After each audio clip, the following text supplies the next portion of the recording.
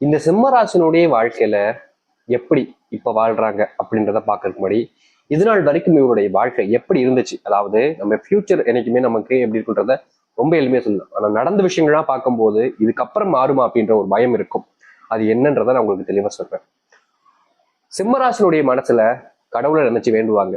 கடவுளை, நீ ரொம்ப சோதிச்சுட்ட, நீ மட்டும் இல்ல, என்னை சுத்தி இருக்கக்கூடிய எல்லோருமே என்ன சோதிக்கிறாங்க, அதுவும் எல்லா விஷயத்திலயும் என்ன சோதிக்கிறாங்க. அன்பு அதுல சோதிக்கிறாங்க, பணம் இதுல என்ன வச்சு செஞ்சுட்டாங்க சாமி, நீ என்ன வச்சு செஞ்சுட்டியே. இதனால் வரைக்கும் என்னால இந்த கடன் பிரச்சனை, கடன் சுமையில இருந்து வெளியே வர முடியல. நான் கடன் சுமையில இருந்து வெளியே வரலான்னு ஒரு அடி எடுத்து வச்சா பின்னாடி நான் எடுத்து வைக்கக்கூடிய ஒவ்வொரு அடியிலுமே பின்னாடி எனக்கு பெரிய அடி விழுகுது. என்னால முன்னோக்கி போக முடியல. அதே இடத்துல நின்று இருக்க வேண்டிய நிலைமை தான் ஏற்படுது.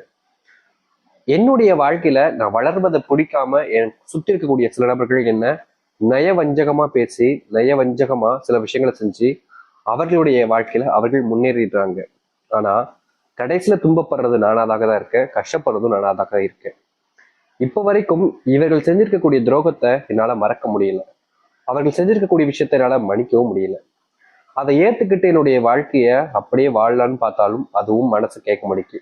அது எப்படி ஒருத்தன் ஏமாத்திட்டு சந்தோஷமா வாழ்றான், ஆனா உண்மையா இருக்கக்கூடியனா எப்படி கஷ்டப்பட்டுக்கிட்டு இருக்கேன், இது என்னுடைய மனசுல ஓடிக்கிட்டே இருக்குன்னு சிம்மராசனுடைய மனசுல நினைச்சுக்கிட்டே இருப்பாங்க. ஏன்னா எல்லாருக்குமே தெரியும், கஷ்டப்படுறவன் வாழ்க்கையில முன்னுக்கு வந்து நல்லபடியா இருப்பான்ற ஒரு எப்பவுமே நம்மளுடைய பெரியவர்கள், அதாவது நம்மளுடைய வீட்டில் இருக்கக்கூடிய நபர்கள் எப்போதுமே சொல்லுவாங்க. இதனாலேயே நம்ம உண்மையா இருப்போம், நேர்மையா இருப்போம், உழைச்சி முன்னுக்கு வருவோம், யாரையும் ஏமாற்றாம துன்புறுத்தாம நேர் வழியில சென்று முன்னுக்கு வருவோம்னு நினைப்பாங்க. அது போலதான் இந்த சிம்மராசிக்காரர்களும் என்னைக்குமே யாரையும் ஏமாத்திடக்கூடாது, யாரையுமே கஷ்டப்படுத்தி தன்னுடைய வாழ்க்கையில முன்னுக்கு வந்துடக்கூடாதுன்னு நினைப்பாங்க. இதனாலேயே இந்த சிம்மராசிக்காரர்கள் இன்றைய நாள் வரைக்குமே இவர்கள் யாரையுமே ஏமாத்தினது கிடையாது. முக்கியமா ஒருத்தருடைய வயிற்றில் அடிச்சு இவர்களுடைய வாழ்க்கையில இவர்கள் முன்னுக்கு வர நினைச்சதும் இல்லை. அப்படிப்பட்ட கேவலமான விஷயங்களை இவர்கள் செஞ்சதும் கிடையாது இன்றைய நாள் வரைக்கும். ஆனா இவர்களுடைய மனசுல இப்போ எழக்கூடிய கேள்வி என்ன தெரியுமாங்க? நான் யாருடைய வயிற்றுலையும் அடிக்கல, எந்த ஒரு நபரையும் கஷ்டப்படுத்தல, காயப்படுத்தல, துன்பப்படுத்தல. பெருசா இன்னை நாள் வரைக்குமே நான் வார்த்தைகளை கூட தவறா பேசுனது கிடையாது. அப்படி இருந்தும் ஏன் சாமி என்னுடைய வாழ்க்கையில மாற்றமே இல்லை? நான் நல்லவனாதான் இருக்கேன், ஆனா மாற்றம் இல்லை. என்னுடைய நண்பன் ஒருத்தர் தான், ரொம்ப பித்தலாட்டம் பண்ணுவான், எல்லாத்துலயுமே ஏமாத்துவான், எல்லாரையுமே ஏமாத்துவான், எல்லாரு கூட பழகும் போதும் அவனுக்கு என்ன லாபமோ அதை மட்டும்தான் பார்ப்பான். சுயநலவாதி, சரியான சுயநலவாதி சாமி. எப்பவுமே ₹1 காசு செலவு பண்றதுக்கு அப்படி யோசிப்பான் அடுத்தவங்களுக்கு. அவனுக்கு வேணா மட்டும் எது வேணாலும் செஞ்சுப்பான், என்ன வேணாலும் செஞ்சுப்பான். நான் அவனை எப்பவுமே பார்த்துக்கிட்டே இருப்பேன், சரியான ஒரு ஏமாத்துக்காரன். ஆனா அவன் இப்போ பல ஆயிரங்கள் இருந்து கோடிகள் சம்பாரிச்சு சந்தோஷமா இருக்கான். நான் பல ஆயிரங்கள்ல இருந்து இப்போ பல நூறுகள் வந்துருவோம் போல. என்னுடைய வாழ்க்கை அப்படி இருக்கு. என்னுடைய நிலைமை ரொம்ப கவலைக்கிடத்துல இருக்குன்னு தான் சாமி சொல்லணும். துன்பப்படுற, கஷ்டப்படுற, வேதனைப்படுறேன்.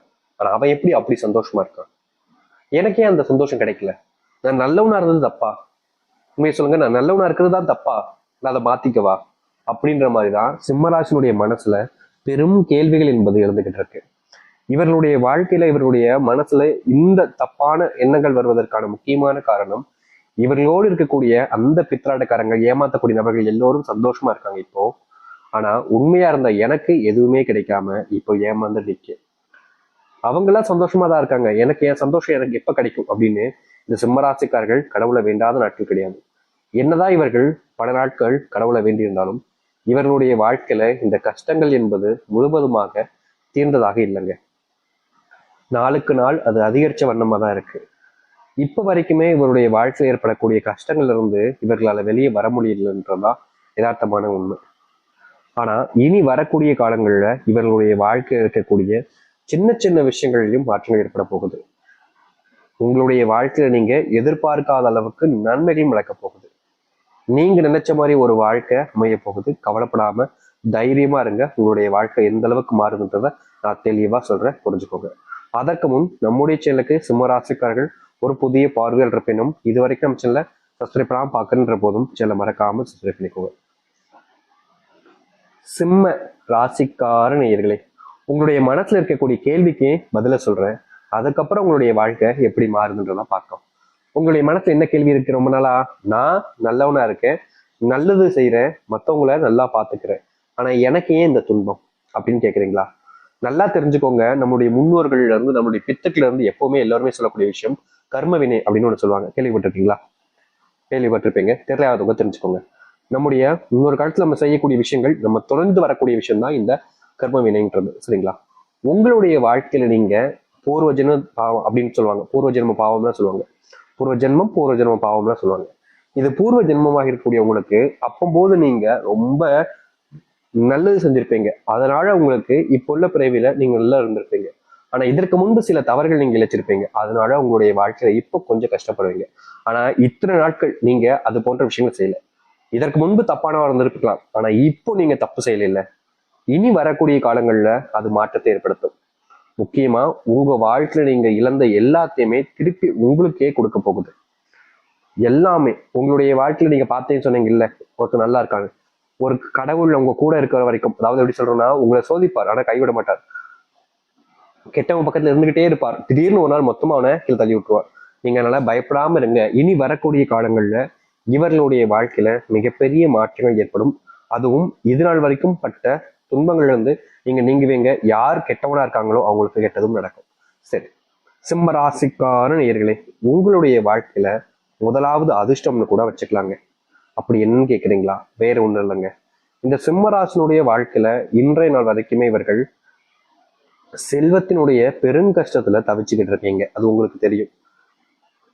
நாளுக்கு நாள் அதை அதிகரிப்பதால உங்களால அதுல இருந்து விடுபடவும் முடியாம, அதுல இருந்து வெளிவர முடியாம ரொம்ப அதுக்குள்ள போய் சிக்கிக்கிட்டு தவிக்க வேண்டிய நிலைமையாக இருக்கு. ஆனா இனி வரக்கூடிய காலங்கள்ல இந்த சிம்மராசனுடைய வாழ்க்கையில் இருக்கக்கூடிய இந்த செல்வ பிரச்சனை, செல்வ கஷ்டங்கள் என்பது முழுவதுமாக தீரும். இவங்க கடன் வாங்கி வச்சிருப்பாங்க. ஆனா அந்த கடனை அடைக்கணும்னு நினைப்பாங்க, முடியாது அப்படின்ற நிலைமைக்கு தான் தள்ளப்பட்டிருப்பாங்க. ஆனா இனி வரக்கூடிய காலங்கள்ல இந்த சிம்மராசினுடைய வாழ்க்கை இருக்கக்கூடிய இந்த கடன் பிரச்சனை என்பது முழுவதுமாக தீரும். முக்கியமா நீங்க இதற்கு முன்பு பட்ட கஷ்டங்கள்ல இந்த கடன் பிரச்சனையில மிகப்பெரிய தீர்வையும் மாற்றங்களையும் நீங்க சந்திப்பீங்க.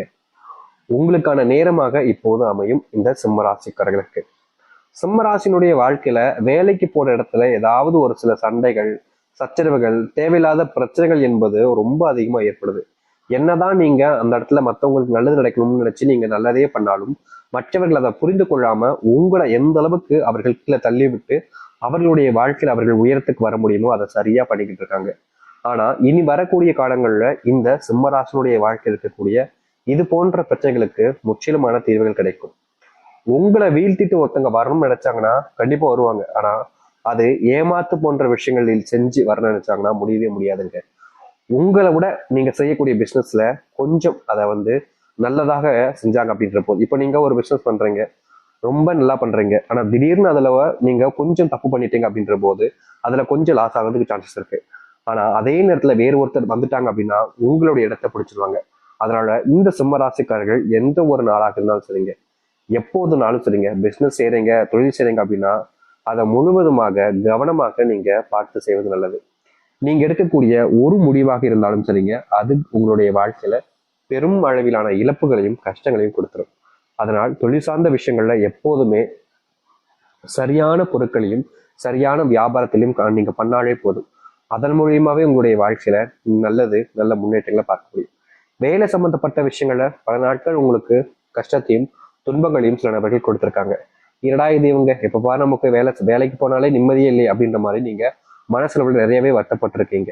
இனி வரக்கூடிய காலங்கள்ல இந்த சிம்மராசினுடைய வாழ்க்கையில இருக்கக்கூடிய இந்த வேலைக்கு போற சமயங்கள்ல இருக்கக்கூடிய பிரச்சனைகள் என்பது தீர்வுகள் கிடைக்கும். காதல் வாழ்க்கையில ரொம்ப நாட்களாகவே நீங்க கஷ்டப்பட்டுக்கிட்டு இருக்கீங்க, அதுல கொஞ்சம் மாற்றங்கள் என்பது கிடைக்கும். வெளியூர் பயணங்கள் மேற்கொள்றீங்க அப்படின்ற போது உடல் அளவு சம்பந்தப்பட்ட விஷயங்களை நீங்க கண்டிப்பா கவனத்துல கொள்ள வேண்டும். அது மட்டும் இல்ல, குடும்பத்துல கொஞ்சம் சண்டைகள் ஏற்பதற்கான வாய்ப்புகள் இருப்பதால நீங்க குடும்பத்தார்கள்ட்ட பேசும்போது முடிஞ்ச அளவுக்கு எந்த ஒரு விஷயமாக இருந்தாலும் சரிங்க, சரியா தப்பான்றதை யோசிச்சுட்டு பேசுங்க. ஏன்னா உங்களுடைய குடும்பத்தார்களுக்குள்ள ஏற்படக்கூடிய அந்த சண்டைகள் என்பது நிறைய நபர்களுக்கு சந்தோஷத்தையும் அவர்களுடைய வாழ்க்கையில நல்ல சந்தோஷத்தை ஏற்படுத்தக்கூடியதாக அமைஞ்சிடும். அதனால உங்களுடைய வீட்டுல நீங்க எந்த ஒரு விஷயத்த செஞ்சாலும் சரிங்க, ஒரு முறைக்கு இருமுறை யோசிச்சுட்டு செய்ய பாருங்க. அதை எடுத்து ஒரு சில முடிவுகள் எடுக்கும் போது அக்கம் பக்கத்தாட்ட சொல்லணும் அப்படின்னு நினைக்காதீங்க. உங்களுக்குள்ள மனசை வச்சுக்கிட்டு அதை செஞ்சு முடிச்சதுக்கு அப்புறம் எல்லாத்தையும் சொல்லுங்க. ஏன்னா செய்வதற்கு முன்பு நீங்க சொல்றீங்க அப்படின்னா கண்டிப்பா பல நபர்கள் அதை வச்சு உங்களை ரொம்ப கீழே தள்ளிடுவாங்க. அதனால எந்த ஒரு விஷயமாக இருந்தாலும் சரி செஞ்சுட்டு அதுக்கப்புறம் சொல்லுங்க. நிச்சயமா அப்போ உங்களுக்கு பயனுள்ளதாக இருக்கும். நீங்க ஏதாச்சும் ஒரு விஷயத்துல வெற்றி பெற நினைக்கிறீங்க